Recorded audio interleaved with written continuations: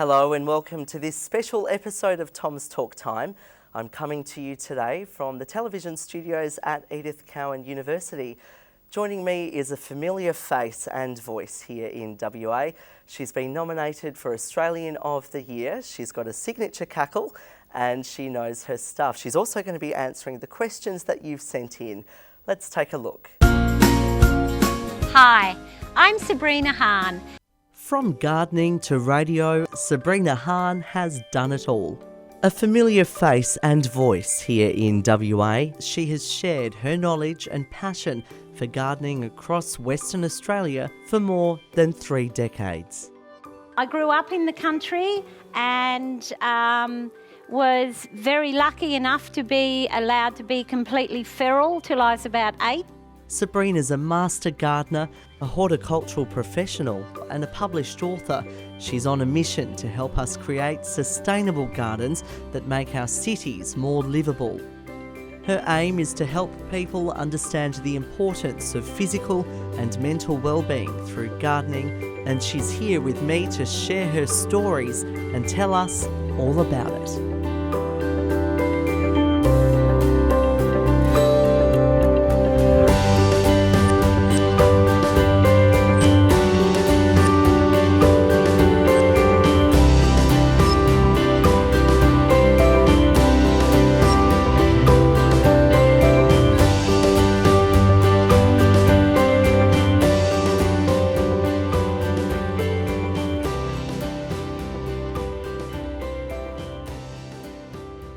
Sabrina, welcome. Well, thank you, Tom. It's lovely to be here in your lounge room. I have to say, when I said that I was doing this, so many people sent me messages saying, oh, I love Sabrina and my grandma asks Sabrina questions all the time and I can't wait to watch. What's it like to be so well respected?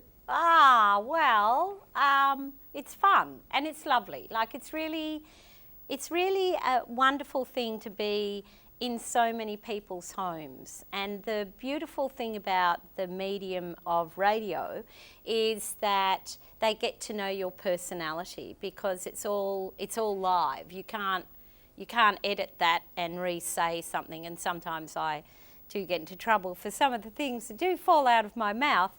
But I guess that's why you have a special relationship with listeners and they feel that they know you.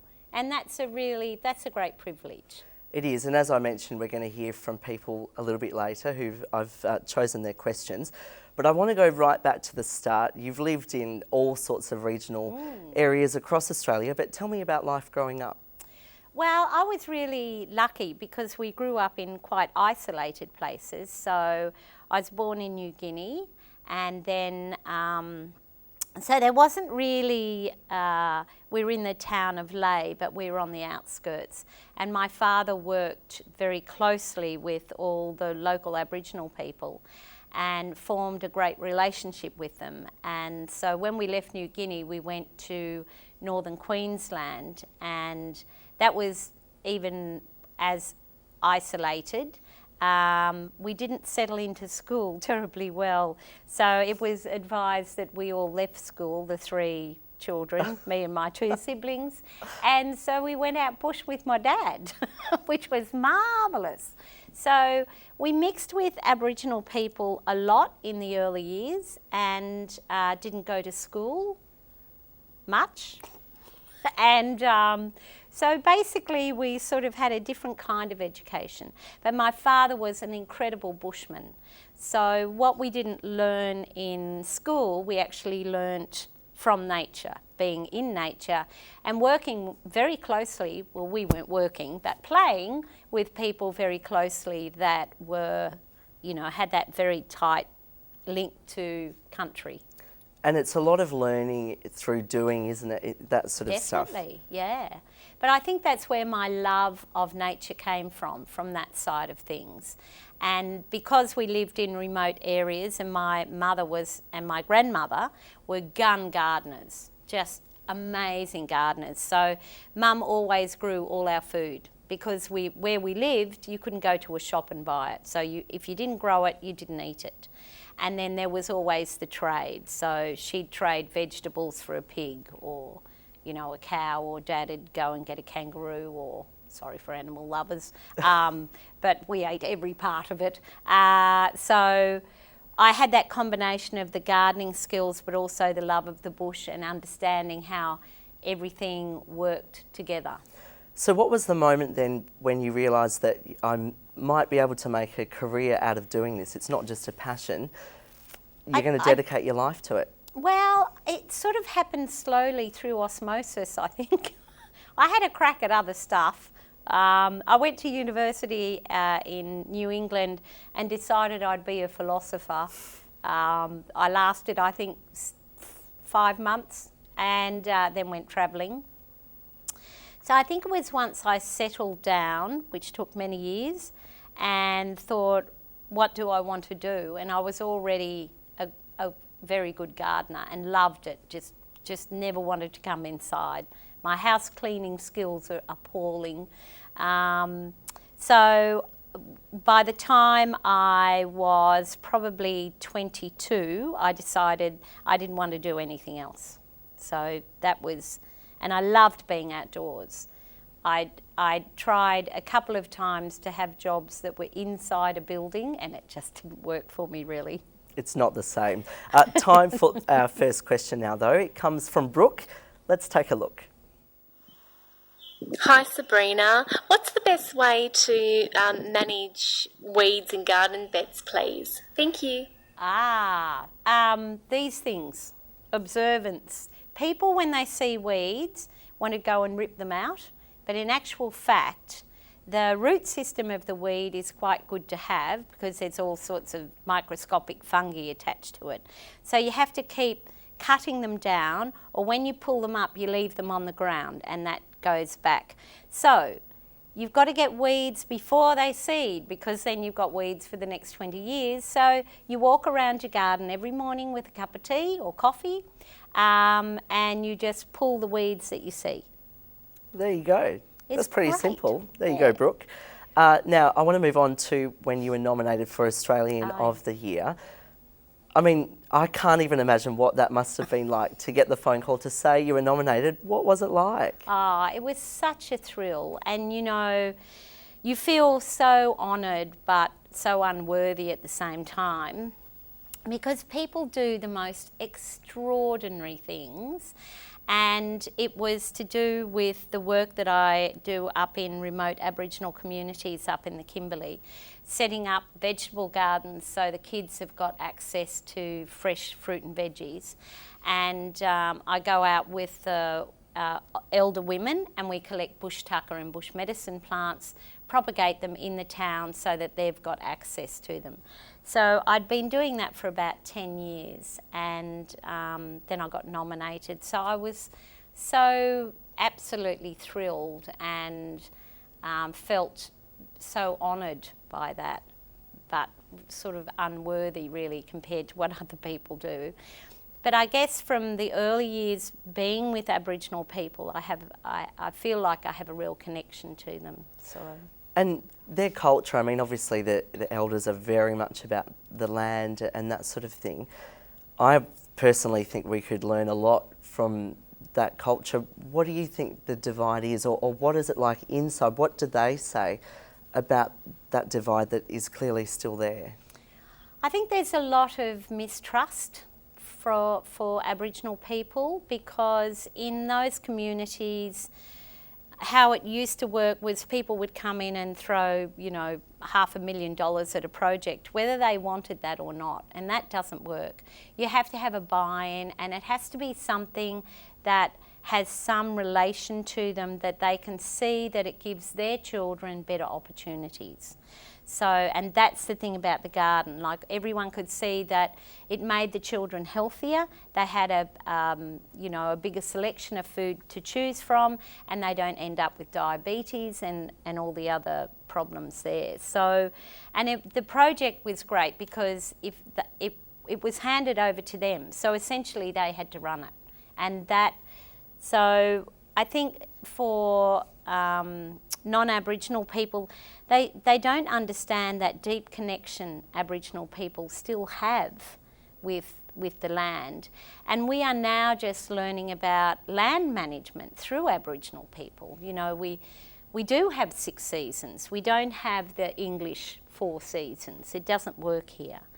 And just management of fire and all that sort of thing. We are now learning a lot from Aboriginal people, but we have to gain their trust, basically. We do, and I would say it will take probably quite a while. Time for another question now, though. This one comes from Gloria. Hi Sabrina, I need your help.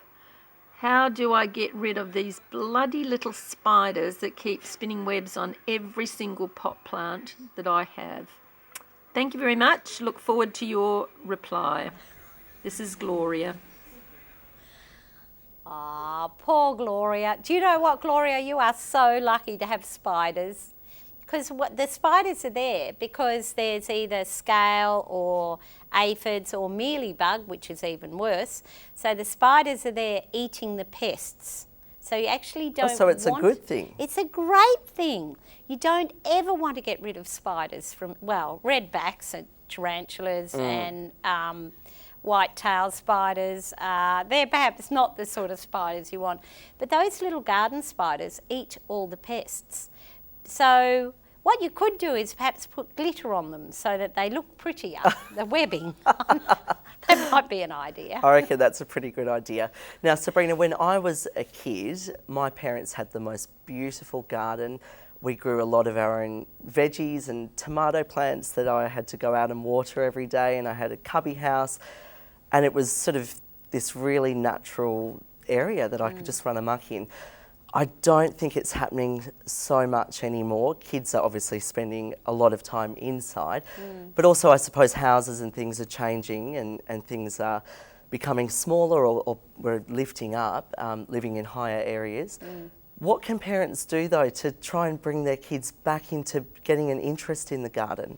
I know, it so saddens me, Tom, that kids don't have that access to a big backyard. But that's part of population explosion, and we have to accept that. And higher density housing will be how it's going to go.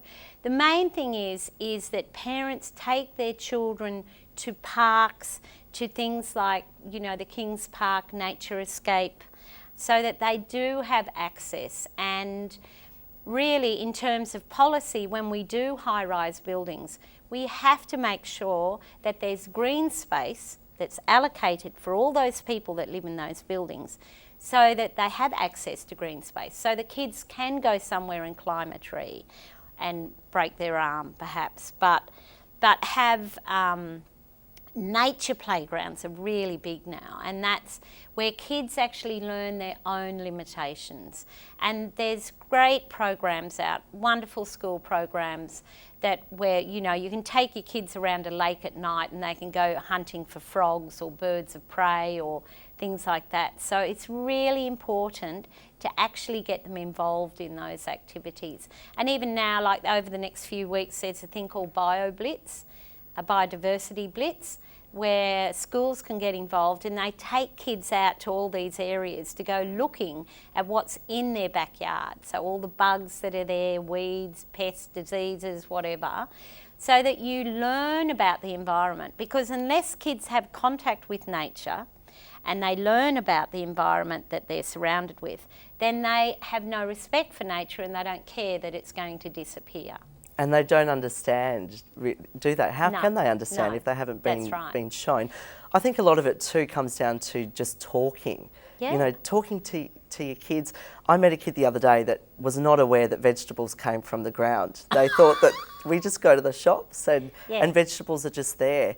And funnily enough, I was having another conversation with someone about my grandma lives on a farm down in Manjimup, and so I used to drive down there all the time as a kid. We'd be looking out the windows, we'd be talking about, you know, the paddocks, and we'd be stopping for fruit and that sort of thing. Now you drive down and you see kids just with the screens right on the back of the car watching movies and that sort of thing. And I think that probably has a lot to do with it. Yeah. Well, I have 3 children that used to fight and scream the entire journeys down, from Kalgoorlie for 6.5 hours. And I was thinking the other day, I wish I had screens. But in actual fact, I don't really. Because it's that whole learning process of having to sort things out. Because what happens, kids just switch off and then there's nothing else that comes into their mind. So when they're outdoors, they're creative, they're challenged. They have to actually share and work together as a team. They have to problem solve, all that stuff that you don't get if you're looking at a screen. And I think more and more parents are now going, okay, screen time is 1 hour a day and that's it. Get outside. When we were kids, you were only allowed inside if it rained, hailed, snowed, or it was dark. But we didn't want to go inside because outside was adventure. And I know that block sizes are smaller, but take your kids outside. And even if you have a tiny area, say we are going to grow some tomatoes or lettuce or something that the kids will eat, not Brussels sprouts. Get them to do it. Because it's their project, their responsibility. Because parents always want to control and help. Yeah. Don't do that. Let them do it. Let them make mistakes. In light of that, the next question comes from my mum, Jeannie. Let's take a look. Hello, Sabrina. I planted some Bougainvillea in my courtyard just over 2 years ago, and I was wondering if you could give me some tips on how to help the Bougainvillea reach its maximum potential. I planted it for privacy in the first instance, but obviously the visual appeal is something that I really love and I'm looking forward to, and I'd love to hear what tips you have. Thank you very much for answering my question. Aww. What a beautiful garden your mum's got. It's gorgeous. I love bougainvilleas because they're really bright and in your face. I quite like bright and in your face because I'm a little bit like that myself, really. They're flowering well. So the big thing with bougainvilleas is don't overfeed them because you get all the leaf growth, but none of the flowers are tiny little white things. The colour comes from the bracts. So she needs to use a slow release fertiliser no more than twice a year and prune the hell out of them at the end of summer. Right, so cut them right back. Yeah. And by spring, they'll be the same size. But controlling bougainvilleas is the number one big thing. But don't give them too much water and not too much fertiliser. Okay, now moving on to farming. You've spent a lot of time, as I said, in regional areas, but also down in farms. What's happening in modern day farming? What can you see? Well, farms now have to be so much bigger for people to make a living out of them, and I think the inputs are so much more, and the big thing is the weather patterns are now unpredictable. So it's pretty hard going for a lot of rural, regional places, as we know the drought that's been over in New South Wales and Victoria and Queensland. So what we're finding is that they're so busy trying to manage much larger properties now, and the children are not wanting to go into farming. So we're looking at an ageing population that are running the farms, where kids are not now necessarily interested in taking over the farms. The chemical use has really increased over the years. So all those inputs, because you're not getting that much more for your grain, but the inputs are costing a lot more. So I think what's happening now is people are looking at other alternatives to all the chemical inputs that are there, and certainly women are concerned about the health of their children, grandchildren, etc., with the amount of farm chemicals that are used. We've got science which is helping farmers with better breeding of different crops. We're certainly breeding some of the best sheep, cattle and pigs in the world, but I think farmers are really finding it difficult with the climate. now. You mentioned about sprays and that sort of thing. That I think is happening obviously on farms, but even in the home garden, you see everyone drowning their plants in sprays. What's your thoughts on that? I think we need to educate gardeners a lot better. I think we need to educate them about fertiliser use because, you know, because our soils leach so much, particularly in the city environment, we're looking at all those nutrients going into our waterways, and that's creating massive problems on the Swan and Canning River and the groundwater. So we need to educate gardeners about fertiliser use, about appropriate plants, and the fact that for most pests in your garden, there is a predator. So before you get out the spray bottle of pesticide, actually observe what's going on.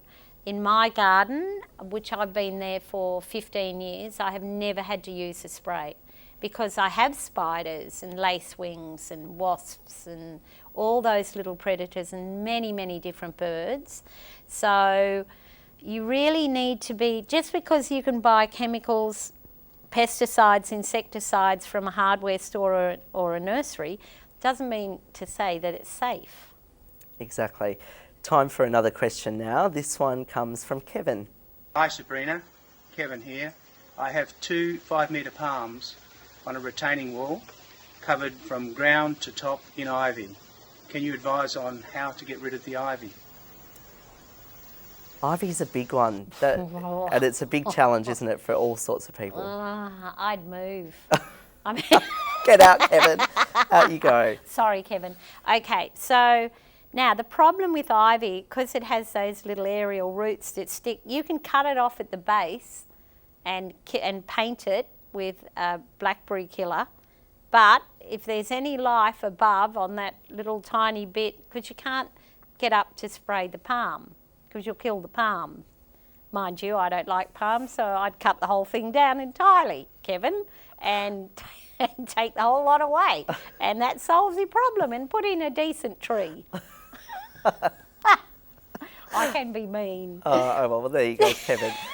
Now, we talked about a sense of belonging before and nature. Going back to farming, a lot of farmers feel like they belong to their farm. Yeah. They attach themselves to the farm. When things are, they're under so much pressure, as you said, what's that doing to themselves as human beings, their mental health? There's so much unpredictability in farming. And what I've noticed over the last 15 years is depression's becoming an enormous issue for farmers, both men and women. Women tend to talk a lot more, but men tend to hold it in. So there's been some really wonderful programs reaching out to people in farming communities that, because they're unsure of what their future will be. Like, will they still be farming in... I can tell you now, the farming practices, we will not be able to farm like we are now in 50 years' time, because everything has changed so much. And farmers are now looking at the biology of the soil rather than putting stuff on a crop to get it to grow, because of course all crops grow in soil.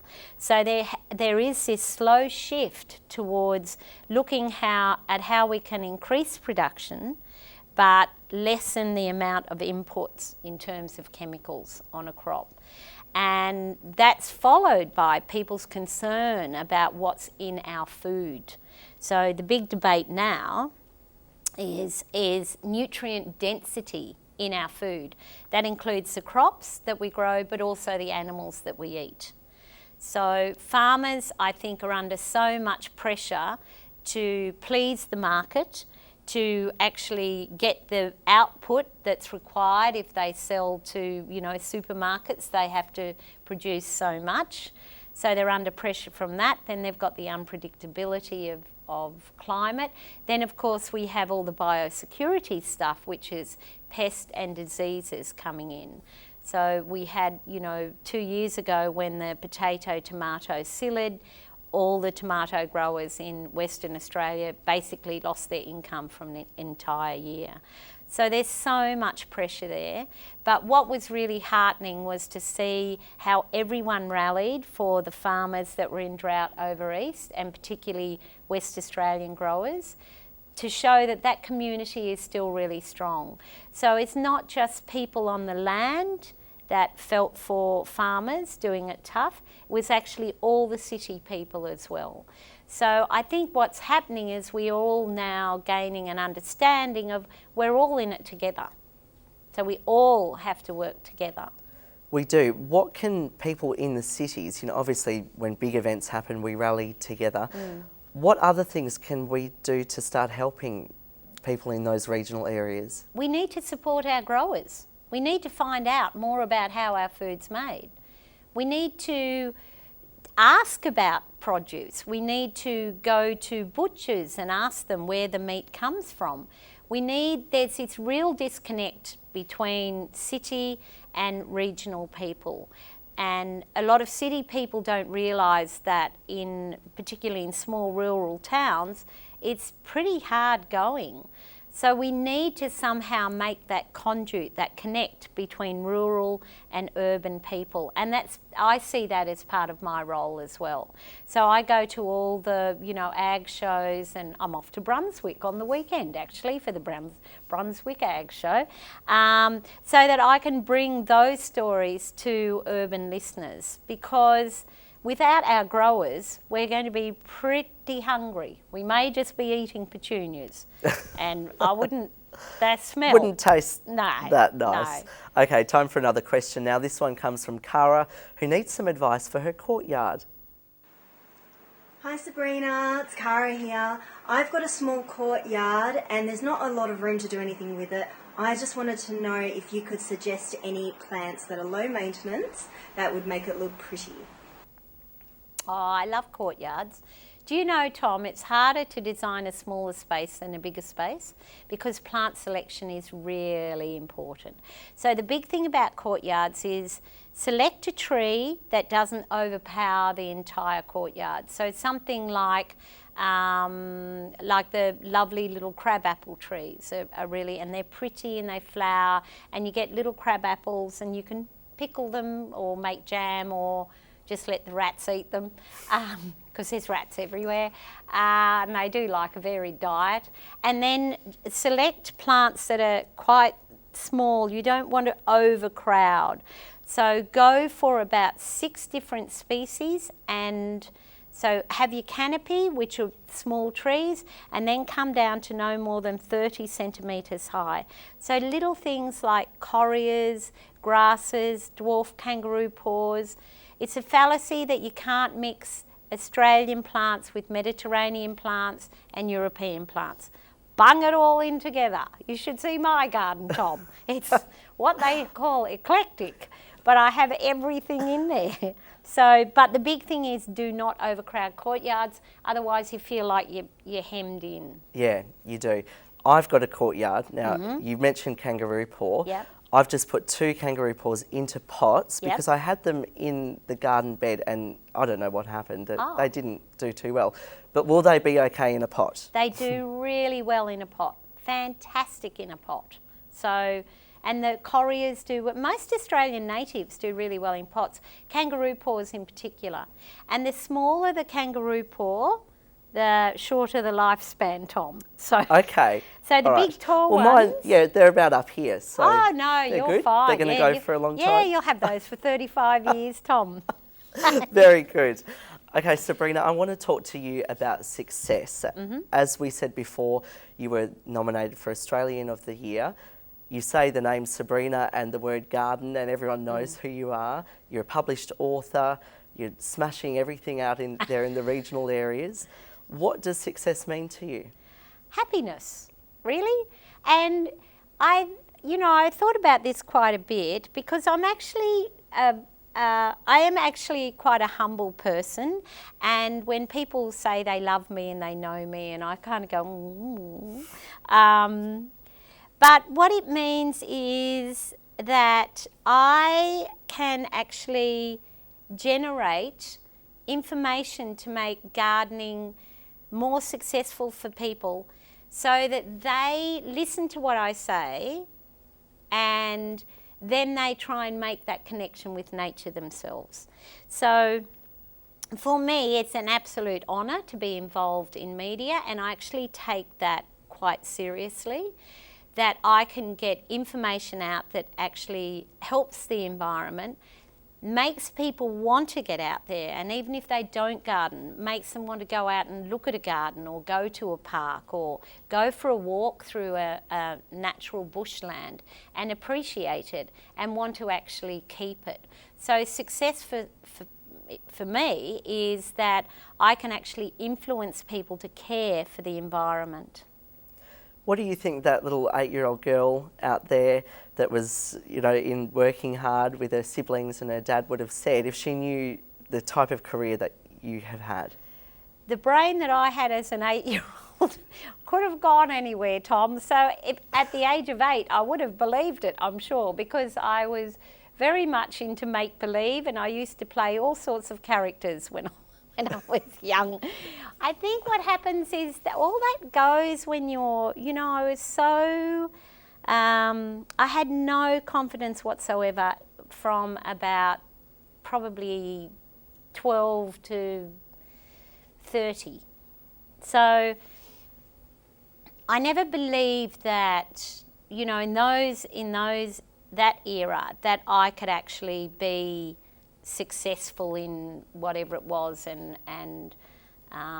so when I was young, certainly, and that's what I love about kids, and that's what I love about kids in the garden, because I'll say to them, where can we make a cubby house here, and they're straight into it. It's like, oh, let's cut that out and we can make a hole there and put a tunnel through there, and which is fantastic, and that's what I do for my granddaughter. I say, let's cut a hole in that hedge and see what's on the other side, because plants grow back. But I think for perhaps what people don't understand is I went through, enormous years of self-doubt, and that I didn't think that I was ever good enough particularly for peer groups that would perhaps judge me. But of course now I don't care. Because I'm very happy with where I am in my life, and I had a really rough childhood, but I think that was great in a way because it made me quite resilient, and just if you think you're failing, you go, well, give it another crack, and off you go. Do you think the garden and nature has played a big part in that, of getting you out of that self-doubt? Definitely, without a doubt. The beautiful thing about nature is that nature doesn't judge you in any way. It's just there, and it's you in your raw form, because you're not being judged by anything. And because I've always felt that very deep connection with nature, whenever I'm in it, I'm peaceful and relaxed, and just feel like I'm very much part of the planet. Like every single cell in my body is part of where I am. So, and that's the thing that they're finding with a lot of people with depression or anxiety, that when they take them outside into natural spaces, it has a really good effect on them. So it's a very positive effect. And it's a living thing, isn't it? These Absolutely. Plants and vegetables, they're all living and organic. And changing, and you can't control it all the time. That's the thing about nature. It puts the human species back in their box, because there's no way you're going to be able to control nature. Absolutely. All right, time for our last question. Now this one comes from Debbie. Hi Tom and Sabrina, my name's Debbie, I'm from Bunbury. My question for you today, Sabrina, is regarding what appears to be midges in my pot plants. We went away on holidays for 3.5 weeks and came home to an infestation in just about every pot inside the house. This little fella here is one of those pots, and he's looking a bit sad. Any clues on how I can get rid of them? I've tried lots of things, but nothing seems to work. Look forward to your answer. Thanks. common problem, particularly with indoor houseplants, and of course everyone's getting indoor houseplants now. So the thing about those is they're actually gnats, G-N-A-T-S. They love potatoes. Absolutely love them. So chuck a couple of potatoes in? Yeah, you've got to cut them so that it's open. You'll find all the gnats go to the potato. I don't know what, it's the starch, I suppose. So you put a few pieces of, you know, chunks about that big around your pot, and then you just pick the potatoes up every morning and bin them. And if you do that consecutively for 2 weeks, get rid of all your gnats. Amazing. There you go, Debbie. Now, Sabrina, just before we wrap up, we're going to do some final tips for gardeners, whether they're doing a home garden, whether they want to get their kids more involved. What's the best tips or best ways that people can start? Observe. Before you do anything in a garden, what you need to do is in the morning, go outside, sit with your cup of coffee and just look. Don't do anything. Just look. Think where the sun goes at different times of the year, how you're going to utilise that space. Then go out in the afternoon with a glass of wine, perhaps, if that's what I do. And then get a piece of paper and just start scribbling. So the thing that people don't realise is gardening is all about fiddling. You just constantly fiddle with it until you get it how you want it. So take a piece of paper out, relax, glass of wine, another cup of tea if you wish, and just start looking at how you're going to utilise that space. If you've got kids, involve the kids in the design of it. Ask them what they'll want. They'll want a water slide, a skate park, all the stuff that's completely impossible and you'll never be able to give them. But they actually have a sense of being involved in the whole design of it. If you are going to grow veggies, then you need full sun, and you have to remember veggies are high maintenance. It's not something that you stick in and forget because they'll die. The other big thing is remember that you're part of a bigger environment. So you are part of nature, and everything that used to be in that area before you built your house no longer has a home. So create a home for all the other organisms that live in our cities. You want your garden to be alive, and you want to be able to go out and go, oh, look at that little willy wagtail eating all my slaters. Go for it, you good thing. Well, Sabrina, it has been an absolute pleasure to have you here for Tom's Talk Time today. Thank you very much. And thank you for tuning in to another episode of Tom's Talk Time. You can find Sabrina by visiting her website at sabrinahahn.com.au. Find me at Tom's Talk Time on Facebook and anywhere you get your podcasting from. See you next time.